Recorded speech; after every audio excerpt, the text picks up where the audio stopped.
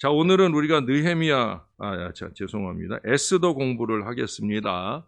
우리가 스느에, 그래서 에스라, 느헤미야, 에스더, 이렇게 마지막 역사서의 마무리인데, 그 중에서 제일 마지막, 역사서의 마지막 책인 에스더서를 오늘과 다음 주 사이에 공부를 하겠습니다. 오늘도 우리 김윤희 박사님의 명강의 영상을 한번 보고 오늘 공부를 시작하도록 하겠습니다.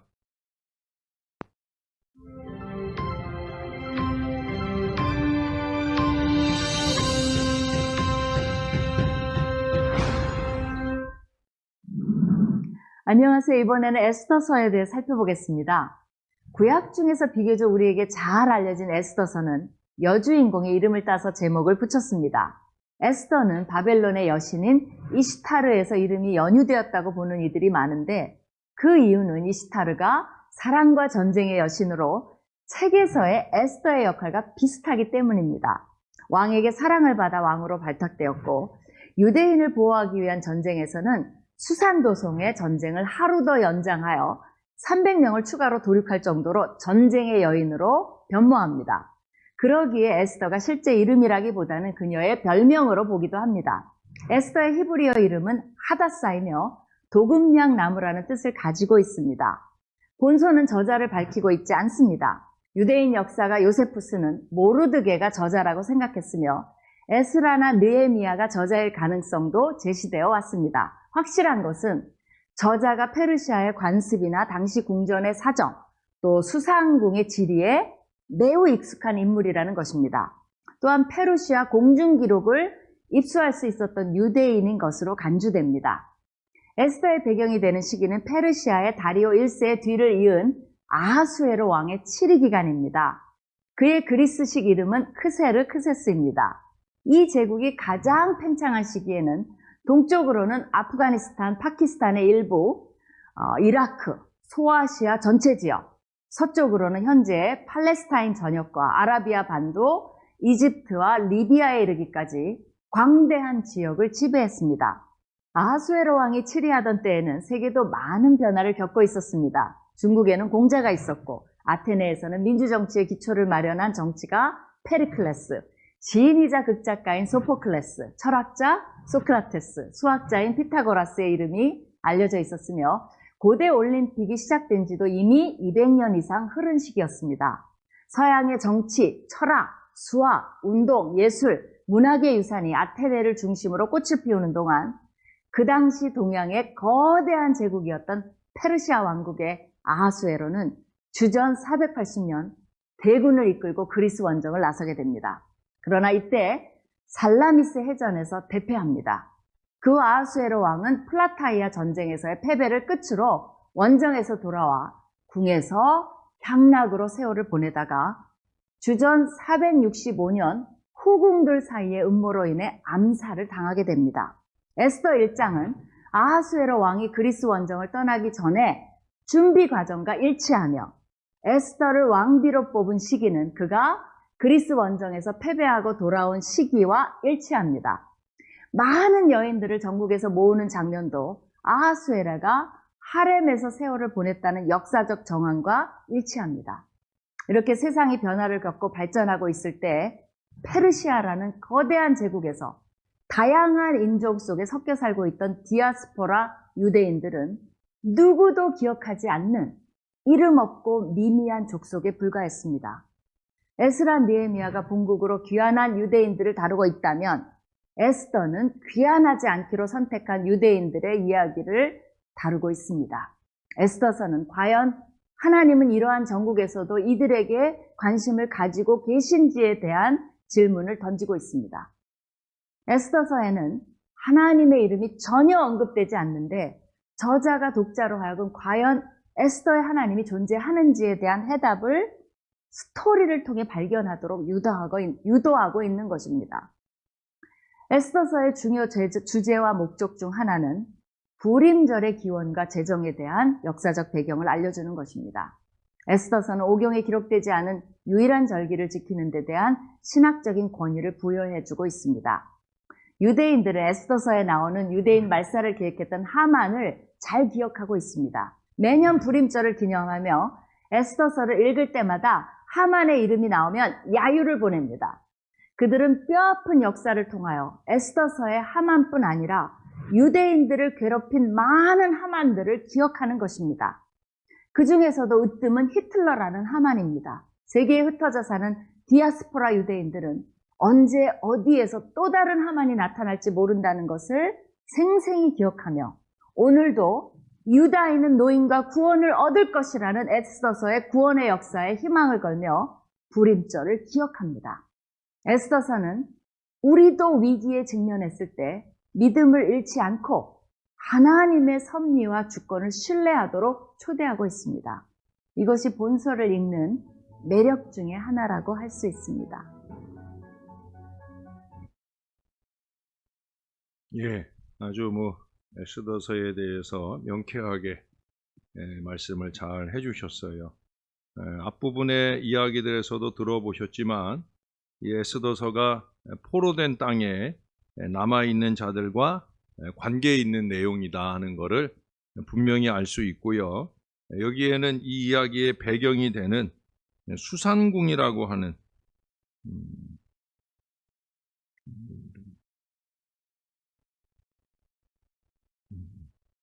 수산궁이라고 하는 수산이라고 하는 것은 바사, 아까 우리 역사책으로 얘기하면 페르시아의 수도예요.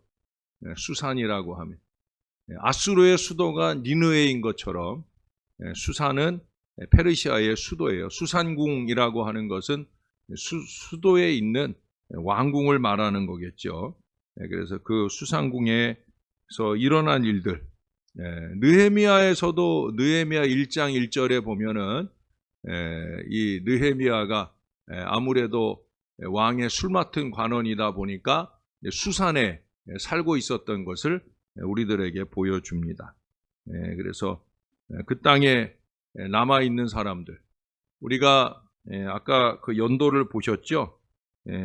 BC 주전 486년에서 465년까지 이 아수에로 왕의 임기 기간이었다라고 말하고 있잖아요.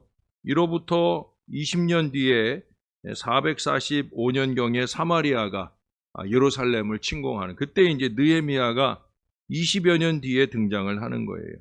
예. 그리고 여기 486년이라는 건 이스라엘이 멸망한 586년 또는 587년에 비해서 한 100여 년 정도 역사가 지난 거예요.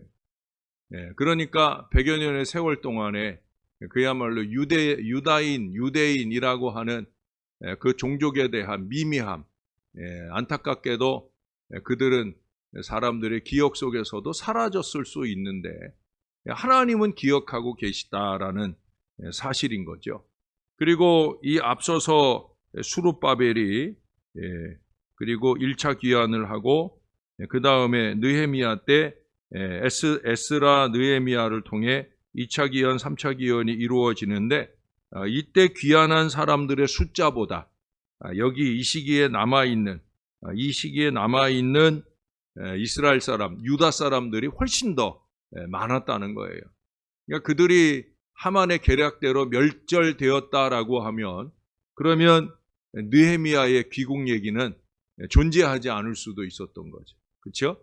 그래서 2차 귀환, 3차 귀환의 역사들이 이루어지지도 않았을 거고 성벽이 재건되는 일도 느헤미야 같은 에스라 같은 이 신앙 위인들의 대단한 이야기도 또 우리가 구약 성경에서 보게 되는 보게 되는 학개 스가랴 말라기 같은 이런 예언자들의 이야기도 우리가 들을 수 없었을 수도 있었을 거라는 거죠.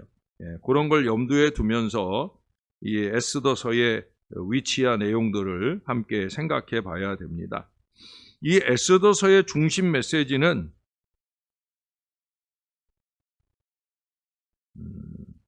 섭리입니다. 섭리. 하나님의 섭리. 섭리가 중요하죠. 영어로 프로비던 이제 뭐 단어도 자꾸 잊어버리고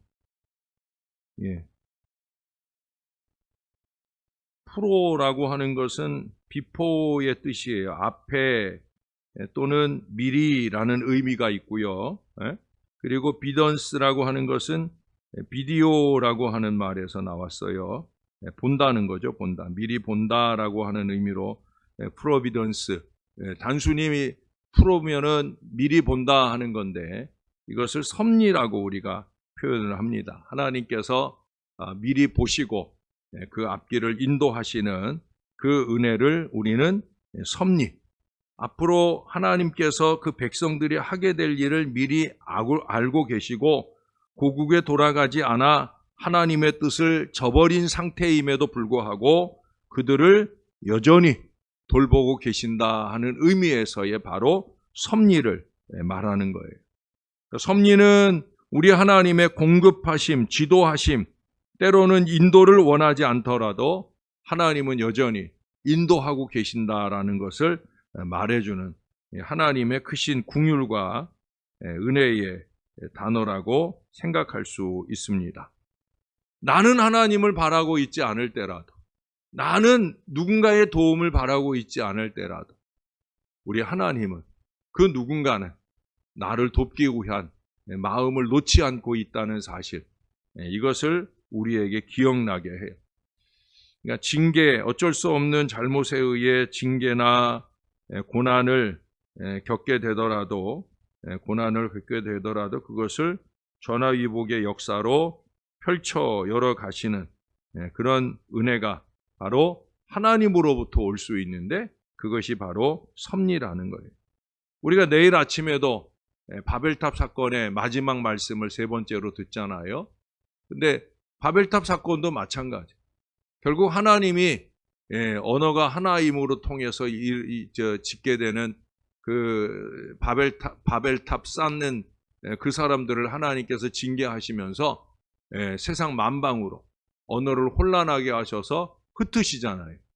근데 그렇게 언어를 혼란하게 해서 흩으시는 걸로 끝내시는 하나님이 아니라는 거예요. 다민족 국가로서의, 다민족 사회로의 변화를 우리 하나님께서 염두에 두시고 그들을 흩어보내신 그 역사를 우리가 읽어볼 수가 있습니다. 하나님은 그런 분이시라는 거예요. 당장 우리가 당면한 문제나 어려움, 그걸로만 끝이 아닌 하나님의 은혜가 반드시 저와 여러분을 향하고 있다는 것을 꼭 믿으시기를 바랍니다. 아까 아주 중요한 얘기를 했어요. 어떤 중요한 얘기를 했냐면 그때 이제 저자 얘기를 하면서 덧붙여 한 얘기가 뭐냐면 이 에스더서에는 하나님이 안 나오신다는 거예요. 하나님, 여호와, 하나님이나 여호와의 이름이 한 번도 안 나와요. 혹시 집에 가셔서 따지려고 한번 찾아보시면 안 나와요. 근데 이게 어떻게 성경 안에 있습니까? 아니, 하나님도 없는데, 그렇게 따지기 좋아하는 사람들 그러잖아요. 우리 교회도 그런 사람들이 있거든요. 그런 사람들은 그럴 거예요. 아니, 하나님이 한 번도 안 나오는데 어떻게 성경책이 될 수 있느냐. 에스더서는 필요 없는 책이다. 아마 이렇게도 말하고 싶은 사람이 있을 거예요. 아니라는 거죠. 하나님이 이름이 기록되어 있지 않는 가장 큰 특징을 가지고 있음에도 불구하고 감추어진 가운데서 역사하시는 하나님을 보여주고 있다는 거예요. 사실은 우리의 삶 전체 속에서도 그렇잖아요. 우리가 하나님을 직접 보거나 느끼지 못하는 가운데서라도 하나님은 우리를 지켜주시고 돌봐주시고 함께 하시고 이끌어 가시는 줄로 믿습니다. 이미 우리의 삶이 에스더서적인 삶을 살고 있다는 거예요. 매튜 헨리라고 하는 주석가는 그런 얘기를 했어요. 그의 이름은 나타나 있지 않지만 그의 손가락이 나타나 있다. 할렐루야. 아주 멋있는 말이에요. 그의 이름은 보이지 않지만 하나님이 손대고 섭리하시는 역사는 아주 분명하게 드러나 있다 하는 사실을 우리들에게 보여준다는 거예요. 에스더서는 신약 성경에도 한 번도 등장하지 않습니다만은 여러분 신명기 31장을 한번 보고 갈까요? 에스더서를 보기 전에 신명기 31장 18절입니다.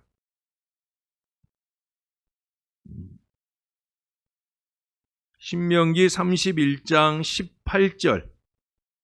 거기 보면 이런 말씀이 있어요. 또 그들이 돌이켜 다른 신들을 따르는 모든 악행으로 말미암아 내가 그때에 반드시 내 얼굴을 숨기리라. 모든 악행으로 말미암아 하나님이 그 얼굴을 잠시 숨기신다는 거예요. 그 얼굴을 숨기시지만 그러나 계속 돌보고 있다는 거죠. 모든 악행으로 행하는 순간에라도 우리 하나님께서는 여전히 당신의 백성들을 돌보고 계시는 참 좋으신 하나님이다라는 거예요.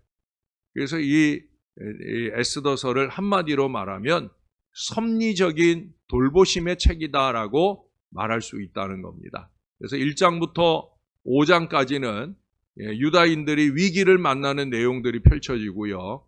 6장부터 전화위복의 대단한 역사가 펼쳐집니다.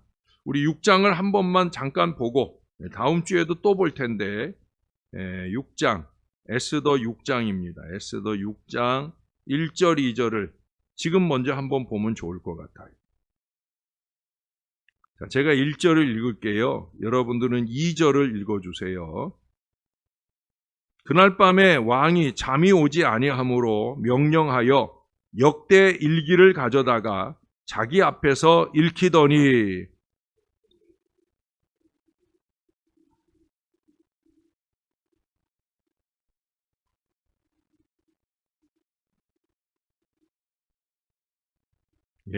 아주 성경들을 열심히들 읽으셔가지고 이제 이렇게 어려운 이름들이 나와도 아주 잘 읽으시네. 좋은 현상입니다. 여기 보니까 하나님의 섭리. 하필 그때 왕이 잠이 안 와. 잠이 안 오는데 수면제로. 우리 교인들 가운데도 잠이 안 오면 수면제로 성경책을 읽는 분들이 있잖아요. 여러분은 안 그러셔요? 저는 옛날에 그랬는데 잠이 안 오면 수면제로 성경을 읽으면 어느 순간에 잠이 와. 하나님께서 그 사랑하시는 자에게 잠을 주신다는 하나님의 말씀이 맞는 것 같아요. 근데 이 왕이 잠이 안 오니까 역대일기. 근데 역대일기라고 해봐야 자기와 관계된 일기. 길기가 잘 기록되어 있는 건지 아닌지 그 내용을 한번 들어보는 거예요. 근데 거기 보니까 문을 지키던 왕의 두 내시가 왕을 암살하려고 하는 음모를 누가 고발했다고요? 모르드게가 고발했다는 거예요. 자기 생명을 구원받은 일인데도 불구하고 안타깝게도 그 뒤에 내용들에 보면은 모르드게에게 무슨 상을 주거나 그를 어떻게 초우한 것이 없었다라고 하는 거예요. 근데 이게 이때 마침 이 역대일기를 읽게 돼. 마침 잠이 오지 않고 이래가지고 이것을 읽으면서 어찌 보면은 배후에서 에스더만 아니라 온 유다인들의 금식 기도를 선언하고 기도로 준비하고 그런 가운데 하나님께서 역사를 펼쳐가기 시작하는 거예요. 에스더는 에스더대로 이제 7장 이하의 역할을 하지만 하나님은 에스더의 배후에서 모르드게의 배후에서 아하수에로 왕의 배후에서 아니 어쩌면 그 이전에 와스디라고 하는 왕후가 쫓겨나는 그 배후에서부터 우리 하나님은 이미 역사하고 계신 줄로 믿습니다. 그게 섭리예요. 우리는 그 섭리를 깨달을 수 있어야 된다는. 그래서 이 에스더서를 우리가 공부할 때는 인물을 중심으로 해서 공부를 할 거예요. 그래서 그 인물 속에서 하나님은 어떻게 이 배후에서 역사를 하셨을까? 왜 뜬금없이 왕후가 왕의 요청을 거절하면서 왕후에서 쫓겨나고 에스더라고 하는 정말 아무 힘이 없는 그런 민족의 여인이 이렇게 왕으로 등극을 하고 또 나중에 4장에 보면 모르드게가 그러잖아요. 이때를 위함이 아니. 네가 왕후가 된 것이 이때를 위함이 아니냐라고 말하는 그 대단한 이때, 그 때를 만들어 가시는 하나님의 섭리가 그 모든 인물들 속에서 그들의 등장과 그들의 사라짐 속에서 나타나고 있다라는 걸 우리에게 알게 해줍니다. 자, 본서의 내용을 인물 중심으로 살펴보기 전에 우리 한 번 더 우리 그림 영상 하나 더 보고 내용을 더 이어보도록 하겠습니다.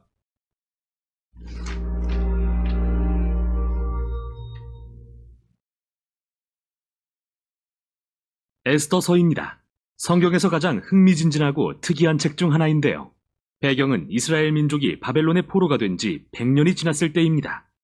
일부 유대인은 에스라와 느헤미야에 나오듯 예루살렘으로 돌아갔지만 다수는 여전히 남아있었는데 에스더서는 페르시아 제국의 수도 수사에 살던 유대인 공동체에 관한 이야기죠.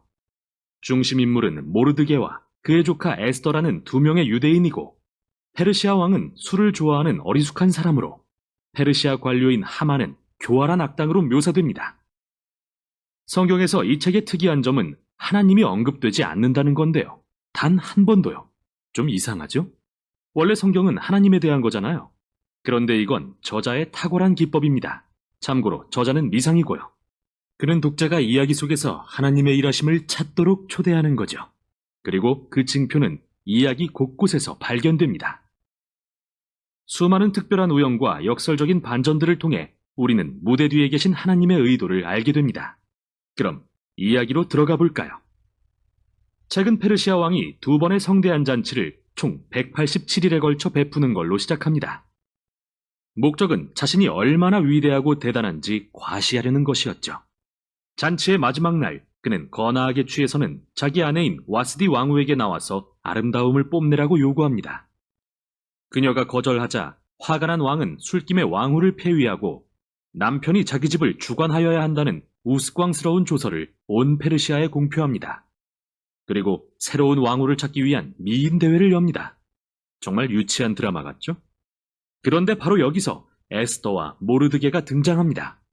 에스더는 자신의 유대인 신분을 숨기고 대회에 나가 우승합니다. 그리고 에스더에게 매료된 왕은 그녀를 페르시아의 새 왕으로 세웁니다. 이후 더 기막힌 일이 벌어지는데요. 우연히 모르드게는 내시 두 명이 왕을 암살하려는 음모를 엿듣게 됩니다.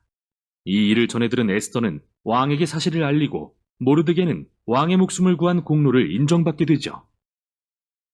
시작부터 여기까지 어디에도 하나님이 언급되지 않지만 모든 일이 섭리대로 진행되는 것 같은데요. 하나님은 무엇을 하시려는 걸까요? 계속 읽어보겠습니다. 다음으로 하만이 등장합니다.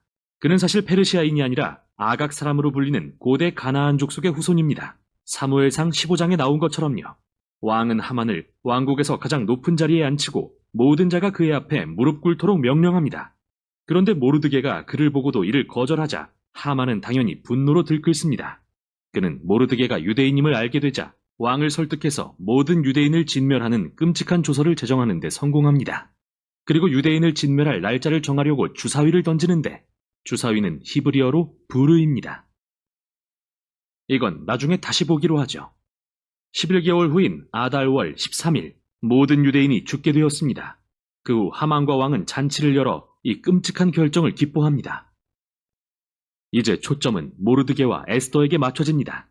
이들은 유대인의 유일한 소망이죠. 그들은 에스더가 왕에게 자신이 유대인임을 밝히고 하만의 조서를 철회하도록 요청할 계획을 세웁니다. 그러나 왕이 부르지도 않았는데 나아갔다가는 페르시아법에 따라 죽을 수도 있었죠. 이때 모르드게가 중요한 말을 합니다. 그는 에스더가 침묵한다 해도 다른 곳에서라도 유대인을 위한 구원이 임할 거라고 믿죠. 그래서 에스더에게 묻습니다. 내가 왕후가 된 것이 이때를 위한 것인지 누가 알겠느냐? 이에 에스더는 용기 있게 회답하며 왕에게 나아갈 것을 결심합니다. 내가 죽으면 죽으리이다. 이제부터 우리는 역설적이게도 하만의 악한 계획이 뒤집어지는 것을 보게 됩니다. 에스더는 왕과 하만을 첫 번째 잔치에 초대하고 나서 내일 두 분을 잔치에 다시 초대해서 특별한 요구를 하고 싶다고 말합니다. 만취한 채 잔치를 떠난 하만은 길에서 모르드게를 보고 화가 머리끝까지 나서 내일 아침에 모르드게를 매달도록 높은 장대를 세우라고 명령합니다. 모르드게와 유대인에게 최악의 상황같이 보입니다. 그러나 한순간에 이야기가 전환됩니다. 마침 그날 밤 왕은 잠이 오지 않아 침상에서 궁중실록을 읽게 합니다. 그런데 마침 전에 모르드게가 자신의 목숨을 구했던 사건을 듣게 됩니다. 완전히 잊고 있었던 일이죠. 다음날 아침 하만이 모르드게의 처형을 요청하러 들어오자 바로 그때 왕은 하만에게 자신의 목숨을 구한 모르드게를 공개적으로 치하할 것을 명령합니다. 하만은 모르드게를 왕의 말에 태운 채 성안 거리를 다니며 모두에게 그를 칭송하라고 해야 합니다. 바로 이 순간이 이 책 전체의 전환점이죠. 이제 하만은 몰락하고 모르드게는 부상하기 시작하는데요. 어떻게 되는지 보시죠. 에스더의 두 번째 잔칫날이 되었습니다. 왕과 하만이 도착하자 에스더는 먼저 자신이 유대인임을 밝힙니다. 둘째로 하만이 왕을 구한 모르드게와 에스더 자신 그리고 모든 유대인을 말살하려는 조서를 제정했음을 알립니다. 술에 거나하게 취한 왕은 이 이야기를 듣자 다시 한번 분노가 극에 달해서 모르드게를 매달기 위한 장대에 하만을 처형하라고 명령하기에 이릅니다. 하만에게는 참 역설적이면서도 끔찍한 결말입니다. 그러나 하만을 처형한다고 유대인 말살 조서가 없어지는 것은 아니죠. 그래서 에스더와 모르드게는 조서를 되돌릴 계획을 세우려다가 왕이 한번 공표한 조서는 철회할 수 없다는 걸 알게 됩니다. 그래서 대신 왕이 모르드게로 하여금 새로운 조서를 제정하게 하죠. 모든 유대인이 말살될 뻔한 아달월 13일에 이제는 유대인이 자신을 방어하고 그들을 해하려는 자들을 죽이라는 조서가 내려집니다. 모르드게와 에스더를 비롯한 유대인들은 잔치를 열고 이 새로운 조서를 기뻐합니다. 또 모르드게는 왕의 최측근으로 높아지죠. 마침내 그날이 왔지만 유대인들은 대적들을 무찌르고 승리를 누립니다. 먼저 그들은 하만의 가족을 처형하고 함께 음모를 꾸민 페르시아 관료들도 처형합니다. 다음 날에는 왕국 전역에서 유대인을 해하려 음모했던 사람들을 죽일 수 있는 허락을 받습니다. 이 사건은 말살당할 위기에서 구출된 유대인들에게 기쁨의 축제가 됩니다. 그 후 이야기는 에스더와 모르드게가 어떻게 이틀간의 불임절 축제를 제정하고 유대인이 멸망에서 구원된 날을 기념하게 했는지 보여줍니다. 이 날의 이름은 하만이 던진 주사위에서 유래되었죠. 기억하시나요? 부르임. 책은 모르드게가 페르시아 왕국의 2인자 자리에 앉게 되는 짧은 이야기로 마무리되는데요. 여기서 우리는 모르드게의 위대함과 포로였던 유대인들의 형통함을 보게 됩니다. 이제 한 발짝 물러서서 전체 이야기의 구성을 살펴보죠. 이야기는 반전의 순간들로 가득 차 있는데 책 전체에 걸쳐 구체적인 반전들이 구조적으로 배치된 걸 알 수 있습니다. 먼저 왕의 위대함과 잔치 그리고 조서는 모르드게의 위대함과 잔치 그리고 조서와 비교됩니다. 에스더와 모르드게가 처음에 왕의 목숨을 구했다면 마지막에는 모든 유대인의 목숨을 구합니다. 하만의 높아짐과 조서 그리고 잔치는 모르드게의 높아짐과 조서 그리고 잔치로 뒤바뀝니다. 중심부에는 에스더와 모르드게가 계획을 세우는 장면들이 있습니다. 또한 에스더의 두 잔치는 전체 이야기가 전환되는 가장 중요한 순간에 기틀이 됩니다. 하만은 낮아지고 모르드게는 높아지는 순간 말이죠. 대단합니다. 이 책의 또 하나의 특징은 등장인물의 도덕적 해이인데요. 술 취함과 분노, 섹스와 살인이 가득하고 에스더와 모르드게도 예외가 아닙니다. 이방인과 결혼하거나 부정한 음식을 먹는 등 율법의 계명들을 범했다는 것은 말할 나위도 없죠. 이 이야기는 모르드게와 에스더를 도덕적 모범으로 삼거나 그들의 모든 행동을 지지하는 게 아니라 위기 가운데서도 하나님을 신뢰하고 소망하는 사람의 본보기로 삼으려는 것입니다. 에스더서가 던진 첫 질문으로 다시 돌아가 봅니다. 왜 하나님이 언급되지 않는 걸까요? 이 책의 요지가 하나님이 계시지 않은 것 같은 포로 기간에 그리고 이스라엘이 율법에 불순종할 때 하나님이 그들을 버리셨다는 걸까요? 당신의 약속을 잊으셨다는 걸까요? 에스더서는 아니라고 합니다. 이 책은 엉망진창이고 도덕적으로 흐려진 인류의 역사 속에서도 하나님은 여전히 일하시는 분이며 도덕적으로 해이해진 사람들의 신실함마저 사용하셔서 목적을 이루시는 분임을 보여줍니다. 그래서 에스더서는 우리에게 하나님이 일하시는 것 같지 않을 때도 그분의 섭리를 기꺼이 신뢰하고 아무리 상황이 어렵더라도 하나님께서 그의 세상을 반드시 구원하신다는 것을 소망하길 요구합니다. 이게 바로 에스더서가 전하는 내용입니다. 재밌죠? 재미없어요? 전 너무 재밌는데. 예? 되게 재밌죠. 그래요. 아까도 말씀드린 대로 이제 인물을 중심으로 해서 내용을 살펴보겠습니다. 첫 번째 생각해 볼 인물은 아수에로 왕입니다. 아까 그의 그 페르시아식 이름으로 하면 크세르 크세스라고 그렇게 말하고 있죠. 여러분 지난 연말 연초에 제가 300 포스터에 제 얼굴 들어가 가지고 이렇게 전사 모양으로 한 그 포스터 보셨죠? 예? 우리가 300이라고 하는 영화 포스터를 패러디해 갖고 제가 거기에 그거 옛날에 우리 최봉순 권사님 딸이 만들어 준 건데 10년 만에 그걸 다시 쓴 건데 그 300 영화에 등장하는 인물이 이 크세르 크세스입니다. 그림을 하나 아까 지도 한번 보셨죠? 이 지도에 보시면 그 나라가 엄청나게 컸던 걸 볼 수가 있어요. 아까 거기서는 이집트, 수단 여기까지 얘기를 했는데 실제로 크세르 크세스의 왕국이 인도부터 해서 에티오피아, 여기 티르키예까지 이어지는 이 엄청난 나라예요.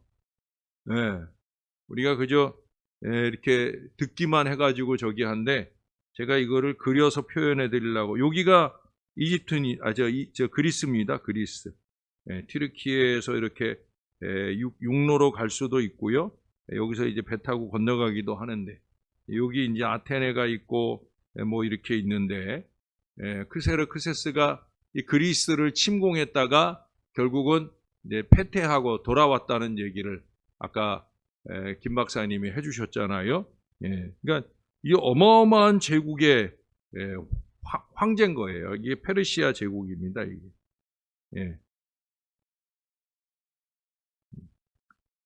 그거를 가지고 누렸던 왕이 바로 이 아수에로 왕이라는 거예요. 그만큼 대단한 위세를 떨쳤던 왕이라는 거죠. 그리고 아까 485년, 6년 또는 5년부터 465년까지 통치했다는 얘기는 말씀을 드렸고요. 그래서 이 어마어마한 제국이 전국으로, 전 세계로 나누어서 127도로 나누어져 있음을 거기 1장, 2장에서 우리들에게 말씀해 주고 있습니다. 거기 1장 1절에 보면 아수에로는 인도로부터 구스까지 127지방을 다스리는 왕이라. 구스 지역이 이제 이집트 위쪽으로 해서 에티오피아까지의 지역들을 구스 지역이라고 보게 됩니다. 그래서 어마어마한 제국을 다스렸다는 거예요. 두 번째 이제 우리가 볼 인물은 와스디입니다. 와스디. 아수르 왕의 왕후죠, 왕후. 근데 어찌 보면은 이 왕후의 와스디라고 하는 이름이 아름다운 여인이라는 의미예요. 그만큼 아름다웠다는 거예요. 그 이름을 명명할 정도로 대단히 아름다웠다는 거예요. 왕이 좀 거나하게 취하니까, 그러니까 그 여왕을 자기 아내가 이쁘면 자랑하고 싶을 거 아니에요. 그렇죠? 그래서 잔치하는데 술김도 있고 또 백성들이 관리들이 아이고 저 왕후 좀 오라고 해주세요. 예쁜 얼굴 좀 보게요. 아마 그랬는지 왕후더러 오라고 그랬어요. 근데 왕후가 뭐 기분 나쁜 일이 있었는지 아니면 왕의 말을 안 들으려고 했든지 나중에 우리가 에스더의 경우에는 왕이 일정 기간 동안 부르지 않았는데 또 왕이 부르지 않았는데 자기 맘대로 왕 앞에 나갔다가 왕이 분노하게 되면 이거는 직결 처분을 당하는데 반대로 또 왕이 부르는데 안 가도 문제인 거예요. 근데 안타깝게도 이 와스디가 오라고 하는 청을 거절하게 되자 술기운에 왕과 방백들은 모든 부녀는 그 남편을 존경하라고 하는 조서를 씁니다. 그래서 이 바사 왕국은 조서 쓰는 게 재미를 들린 왕국이 아닌가. 별걸 다 조서를 쓴다. 아까 저 그림 그에서도 재미있는 조서를 썼다고 그랬는데 어떻든 그 조서를 통해서 그녀는 용감한 행동 때문에 자리를 빼앗기게 됩니다. 용감인지 만용인지 몰라도 왕이 원할 때 응하지 않아서 결국은 쫓겨내게 되어진다는 거예요. 오늘 아침에도 겸손에 대한 설교를 들었는데 뭐 그거 한번 나가주는 게 뭐 크게 힘드는 일도 아니고 돈 드는 일도 아니고 좀 겸손한 마음으로 나갔다고 하면 왕후의 자리를 지켰을 건데 겸손하지 않은 죄 때문에 결국 그녀는 그 왕후의 자리에서 쫓겨나게 된다는 거예요. 저나 여러분 우리 모두는 왕 대신 하나님의 요청에 언제나 겸손히 응답할 수 있어야 되는 그 교훈을 우리는 에스더서 1장에서 읽어볼 수가 있다는 겁니다. 그리고 이제 에스더입니다. 에스더. 이 책의 중요한 두 인물, 모르드게와 함께 아주 중요한 인물이 바로 에스더죠. 아시는 대로